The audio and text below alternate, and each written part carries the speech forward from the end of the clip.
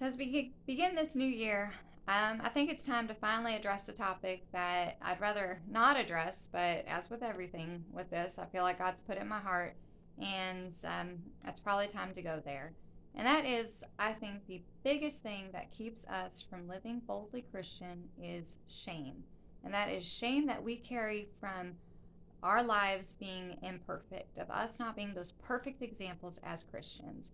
I think, we all sin. I think we've got a lot of us have pasts that are maybe not very Christian from before we fully embraced God, and we carry that with us. And even though maybe we've confessed our sins and we feel forgiven, we don't let go of that shame. And that is something that I think the devil uses to keep us living quietly Christian because how do you not feel like a hypocrite when you've got an imperfect past behind you, potentially even kind of a bad one, and then you're going out and telling everybody that you need to live boldly Christian? I mean, they're gonna devour you, they're gonna tear you up and say, well, who are you to teach me how to be a Christian when you've done this and this and this, and I know you've done it. And it's a valid point, but kind of like we said before, shame is a tool of the devil. Shame is not fully accepting God's forgiveness, that He has wiped your past clean. And it is holding on to it and letting it be used to keep you silent. When you believe in God's forgiveness, you believe that you have been released from everything, including your past. And you can put that past out there and not let it stop you from living boldly, because that past is not something to hold you down with shame. That past now is something to give an example of how great God's forgiveness is. And I've said it before and I fully believe it. The greatest sinners make the greatest apostles, because who can possibly be better to keep people on the right road than someone who has been there?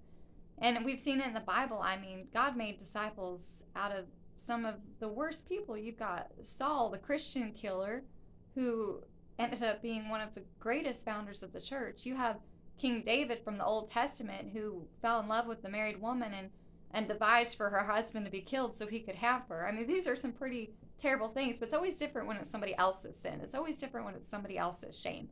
But when it's ours, we tend to keep it quiet and we let it keep us from living boldly. So I'm going to put it out there. I mean, I am making these videos telling everybody to live boldly Christian, and I've only recently become what I consider bold, to the point that I've let God fully take over my life. And when He puts things in my heart, I've tried to find ways to do them even when I didn't want to. So here I am. I'm on my third marriage. My past two marriages, they ended for very legitimate reasons, but while they were ending, I wasn't doing right either. As soon as I realized they were over, instead of doing what I needed to do, I did things my way. I moved on. I was unfaithful in both of my last marriages once I realized they were ending. And it wasn't that I wasn't a Christian, it was that God was something I did on the side, and I had every excuse under the sun for why it didn't matter, or why I was justified, because, my husband at the time was doing this, this, and that, so I had a right to do what I wanted to do to be happy. And it's funny how no matter how you justify it, you still carry the weight of that sin, you carry the guilt of it, and you carry the shame of it. And then you go back and you realize that it doesn't matter what somebody else is doing. It doesn't matter if you have a right to do this against them or do what you want to do. What matters is you did wrong and you carry that in your heart. And until you can let it go, that's the kind of person you feel like you become. So I always used to tell myself, after I found God, in a more real way, I always had Him, but He was on the side, and I did what I wanted to do. But then after I found God in a very real way and the shame of the sins of my past hit me, it was always in my mind of, well, I guess I could never be a public figure. I'll never be a politician. I have skeletons in my closet now. But then something happened, and one, God put this in my heart for me to do, and so here I am doing it. Two, He's telling me to put my money where my mouth is, and if I'm telling everybody else to let their shame go, then maybe I should too, right?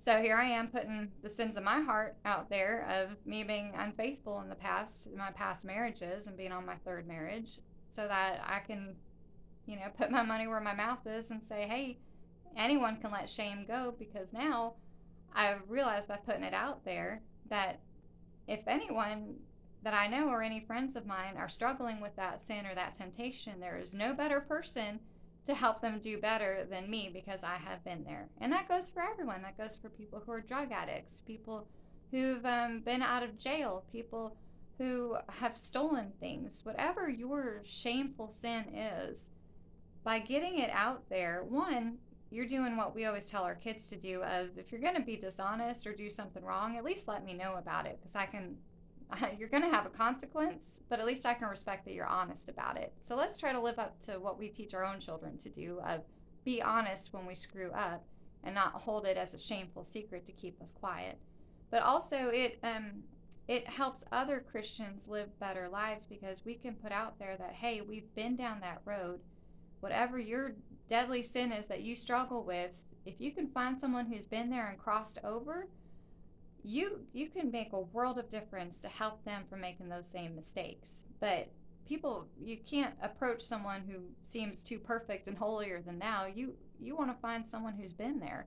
And that's why as sinners we need to let that shame go. We need to put it out there and really just use it as a tool to help other Christians. Show that we've admitted our faults, show that we've had those past, but also show that God is so powerful in the way he forgives that he can erase even that shame and use that sin as a key to living boldly, because now other Christians who are suffering with that can reach out to us.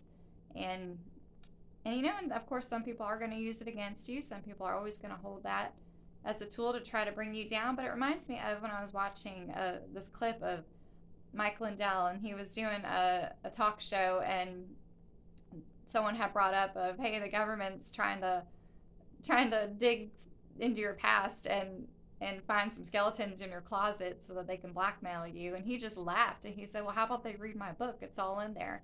And I remember seeing that and thinking like, wow, what a way to live just openly and honestly like that, to where you can have the sins of your past written in a book that you have published, and there is nothing that can hold you back as a Christian. You have that peace because you've let it go. You've made that sin now on your terms and used it as a way to serve God instead of letting the shame hold you back and letting the devil use it as a tool to keep you quiet.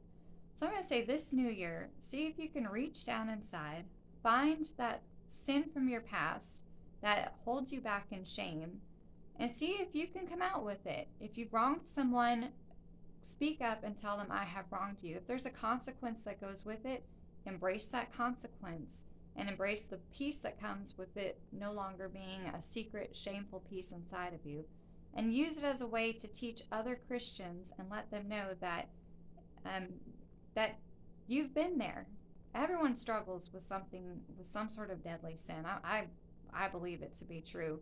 And for those of us who've given into it, instead of having it hold us back, let it be a tool to live more boldly. Let it be a way to attract other Christians who are going there and need that help and feel like they can reach out to you. So with that, I say Happy New Year's and go out and live boldly.